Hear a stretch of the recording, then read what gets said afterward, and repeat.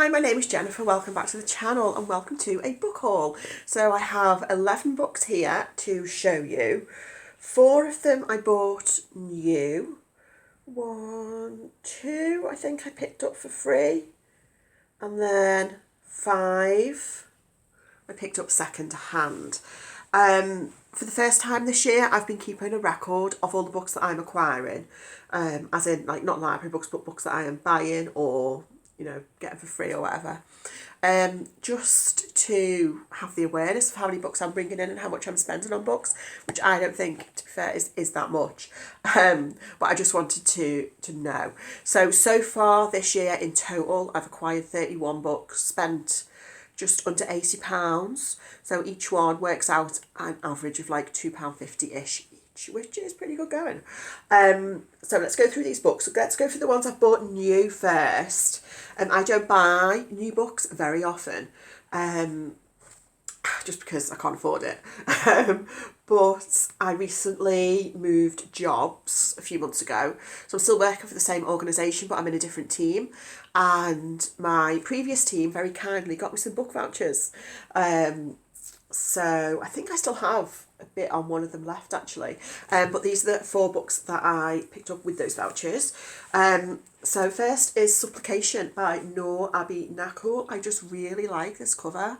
I really, really like this cover. I'm hoping to read this in October. This sounds very dark. It's about a woman who wakes up in a basement tied to a chair with a man looming over her. And then she emerges from captivity into a mysterious and nightmarish city. It's described as being a hallucinatory literary horror set deep in the consciousness of a woman exploring a changed and frightening world. I mean, that sounds excellent. And then I got 3 of these British Library crime classics by some of my favourite authors. So 2 by Dickson Cara, writing as Carter Dickson. The Judas Window. I'm really looking forward to this one. I've heard this is a good one. I really like this cover. It's like just like a old-fashioned library. So this one is, what is this about? So in this one we have our main character James is paying a visit to his future father-in-law, who is a champion archer. He's invited into the study and offered a drink, and then James faints. When he wakes up, the doors and windows are locked from the inside, and his host, so his future father-in-law, is dead, skewered with an arrow, and he is the prime suspect. So this is, of course, a locked room mystery. This one features the amateur detective Sir Henry Merivale. And I think, it's described on the back as one of the greatest locked room murder mysteries of all time. I have heard this spoken of really highly. So excited for this one. And then another one by John Dickson Carr, The 10 Teacups. So this one, let's see. So there is an anonymous note sent to New Scotland Yard that says there'll be 10 teacups at number 4 Berwick Terrace on Wednesday, July 31st at 5 p.m. Precisely. The presence of the Metropolitan Police is respectfully requested. So the police turn up and they find 10 teacups and a dead body. And then they have to try and prevent a second killing. This one does have, of course, locked room elements to it as well. And lots of teacups. I don't know why, but it sounds good. And then one of my other sort of favourite Golden Age authors is Anthony Berkeley. This one is Not to be Taken, A Puzzle in Poison. So we have John Waterhouse has died of some gastric complication. Exhumed at his brother's request, they discover arsenic poisoning. There's rumours of Nazi intrigue, and the deadly puzzle edges towards a toxic truth. So this was originally serialised, and there was a prize offered to readers who could solve the mystery before its final chapter. And this edition includes the final competition report as an appendix. That sounds quite interesting. So yes, looking forward to that. Next are 2 books that I picked up for free from work. So there's various little bookshelves all around the place where people can just leave books they're getting rid of. I've got some quite good stuff, including a signed Sarah Waters. So anyway, so I picked up Queer Ukraine. This is an anthology of LGBT Ukrainian voices during wartime. So I think this is like writings from different authors. And I also picked up, this looks quite interesting, Parable of the Sower, a graphic novel. So Parable of the Sower, the novel, of course, is by Octavia E Butler. This graphic novel adaptation's by Damian Duffy and John Jennings. I'll just show some of the artwork. So yeah, this looks kind of interesting. I've not read Parable of the Sower. I've only read one Octavia E Butler, which I didn't really like. I think it was called Clay's Ark, and it was really weird. Not in a good way, in my opinion.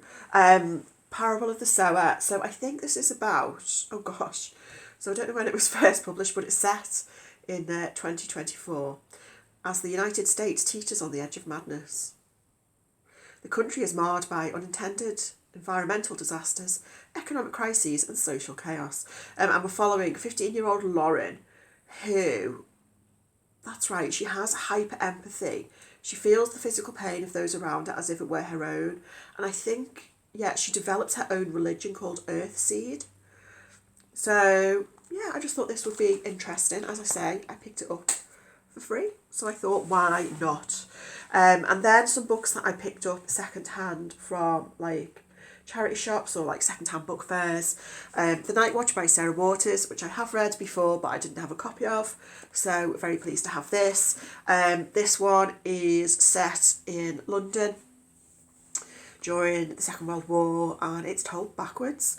So the book opens in 1947 and then we chart backwards to 1941 and we see this group of characters, mostly queer, who and how their lives and their relationships have been affected by the war. It's so cleverly plotted in the way that the story is told backwards and it really doesn't lose any of that tension because it's only as you get towards the end of the book that you understand sort of why the characters are as they are and why they've ended up as they have.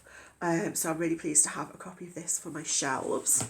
I picked up a British Library crime classic which looks like it's never been read, which may not be a good sign, but this is The Progress of a Crime, a Fireworks Night Mystery by Julian Symons.